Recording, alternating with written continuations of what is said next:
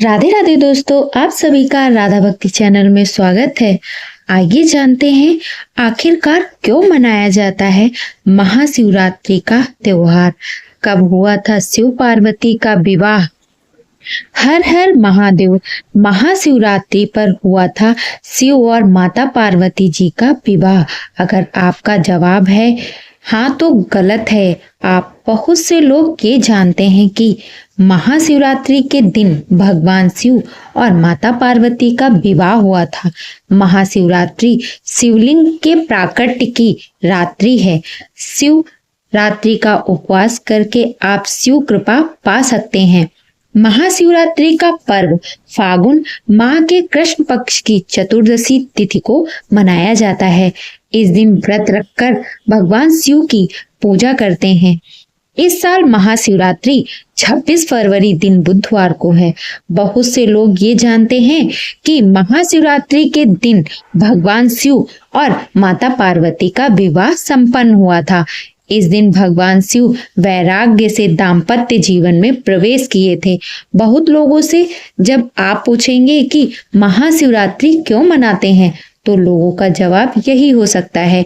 शिव पुराण की कथा के अनुसार जानते हैं कि क्या महाशिवरात्रि पर शिव और माता पार्वती का विवाह हुआ था। आखिर कब हुआ था शिव पार्वती जी का विवाह। अक्सर लोगों का कहना है कि महाशिवरात्रि के दिन शंकर जी की पार्वती माता के साथ शादी हुई थी।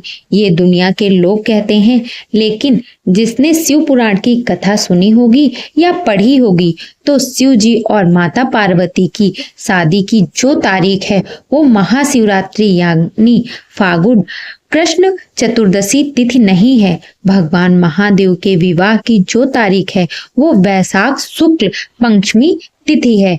हिंदू कैलेंडर के अनुसार वैशाख माह में शुक्ल पक्ष की जो पंचमी तिथि पड़ती है उस दिन शिव और माता पार्वती का विवाह हुआ था।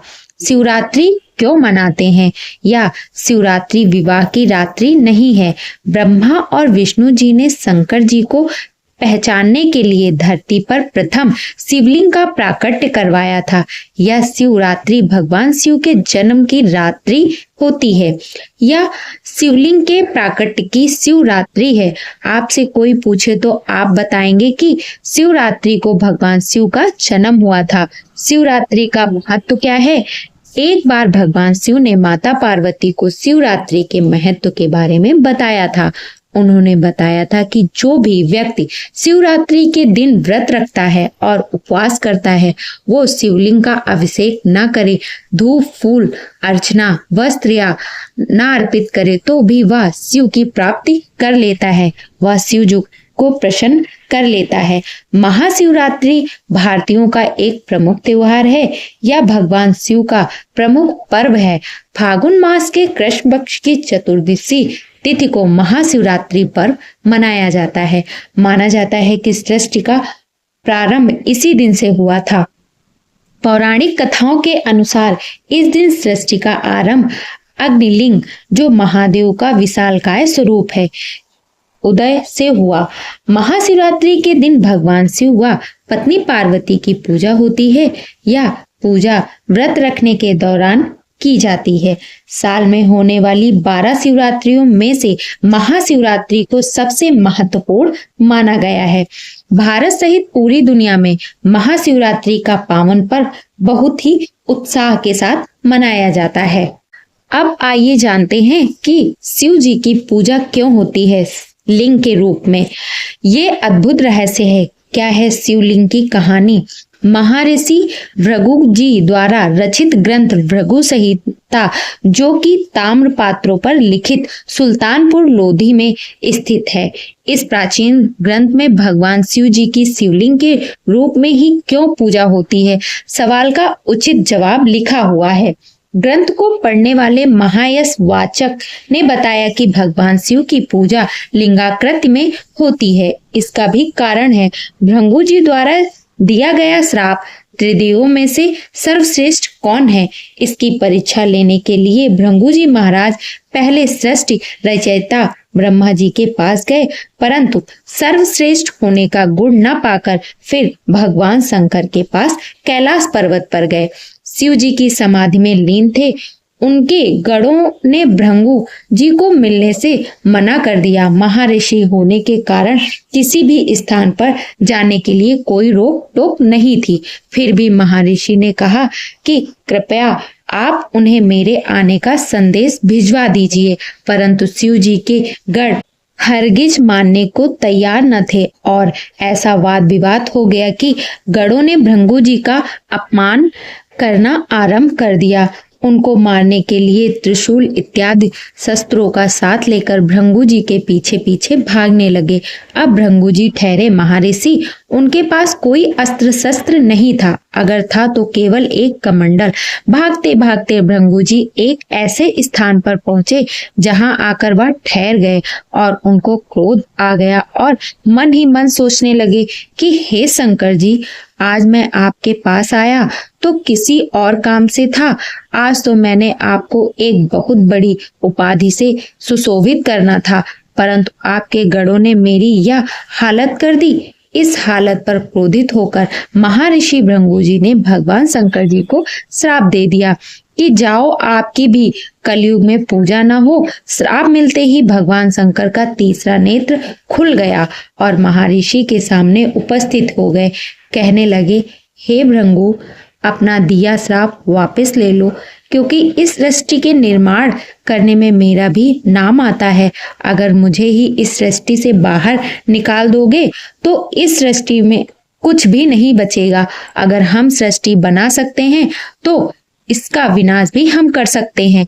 जब भृंगु जी ने इस पर गंभीरता से विचार किया तो सोचने लगे कि यह कहते तो ठीक है, अगर बना सकते हैं तो ये बिगाड़ भी सकते हैं। भृंगु जी का भी क्रोध शांत हुआ और शंकर जी को कहा, हे शंकर जी, दिया गया श्राप तो वापस नहीं हो सकता, परंतु इसमें कुछ परिवर्तन किया जा सकता है। शंकर जी श्राप के परिवर्तन के लिए सहमत हो गए।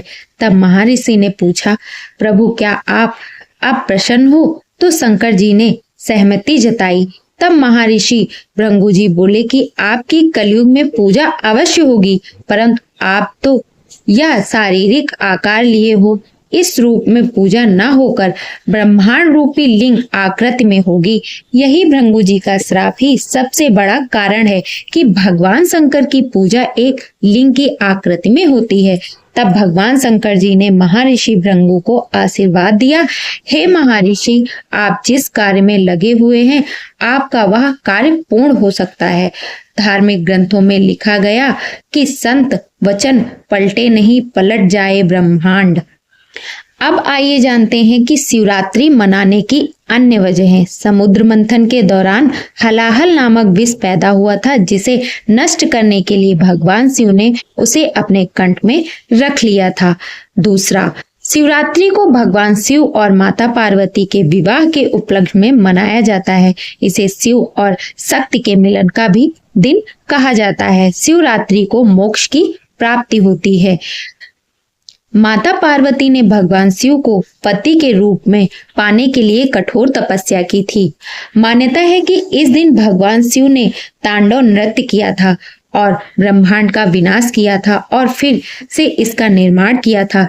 शिवरात्रि के प्रकार हर महीने आने वाली शिवरात्रि को मासिक शिवरात्रि के नाम से जाना जाता है, जबकि फागुन महीने की कृष्ण पक्ष की चतुर्दशी को महाशिवरात्रि मनाई जाती है। महाशिवरात्रि का महत्व मासिक शिवरात्रि से कई गुना ज्यादा होता है। तो दोस्तों, शिवरात्रि से जुड़ी आज की जानकारी आपको कैसी लगी? अगर जो आपकी जानकारी आपको पसंद आई हो तो अपने इस चैनल को लाइक, सब्सक्राइब, शेयर जरूर करें और कमेंट बॉक्स में राधे राधे लिखना ना भूलें।